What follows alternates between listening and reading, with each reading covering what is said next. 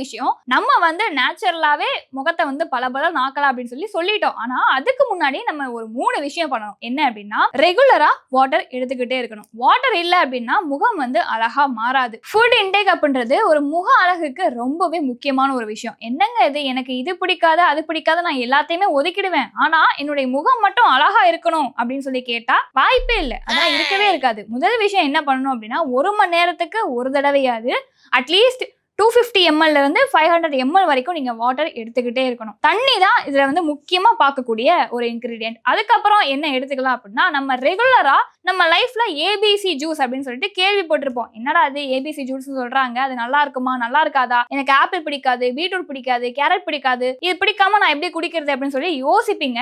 ஆனா குடிச்சுதான் ஆகணும். ABC juice வாரத்துல ஒரு 2 தடவை எடுத்துக்கணும். அப்படியும் இல்லையா, எனக்கு ஏபிசி ஜூஸ் பிடிக்கலங்க, இதுவும் வேண்டாம், எனக்கு வந்து வேற ஃப்ரூட்ஸ் சொல்லுங்க அப்படின்னு சொல்லி கேட்டீங்க அப்படின்னா 3 ஃப்ரூட்ஸ் இருக்கு. என்னென்னா, குக்கும்பர் எடுத்துக்கலாம், ஆரஞ்சு எடுத்துக்கலாம், பைனாப்பிள் எடுத்துக்கலாம். இது மூணையுமே நீங்க வந்து ஃபுட் இன்டேக்கா எடுத்துட்டு வந்தீங்க அப்படின்னா உங்க ஃபேஸ் க்ளோவை நீங்களே பார்க்க முடியும். நான் இதை சாப்பிடதான் செய்றேன், எனக்கு வந்து ஃபேஸ் க்ளோ ஆகவே இல்லை அப்படின்னு உங்களுக்குள்ள ஒரு கேள்வி இருந்துச்சு அப்படின்னா, நீங்க எத்தனை தடவை சாப்பிட்றீங்க அப்படின்றதையும் நீங்க கால்குலேட் பண்ணுங்க. ஒரு தடவை சாப்பிட்டுட்டு நான் ஒரு தடவை சாப்பிட்டேங்க எனக்கு ஆக மாட்டேது அப்படின்னா சொல்லக்கூடாது. ஃபேஸ் க்ளோ அப்படின்றது நேச்சுரலா வரணும் அப்படின்னா அது கண்டிப்பா டைம் எடுக்கும். நான் இந்த கிரீம் போட்டேன் உடனே எனக்கு வந்து ரிசல்ட் வரணும் அப்படின்னா எந்த ஒரு விஷயத்திலுமே ரிசல்ட் உடனே கிடைக்காது.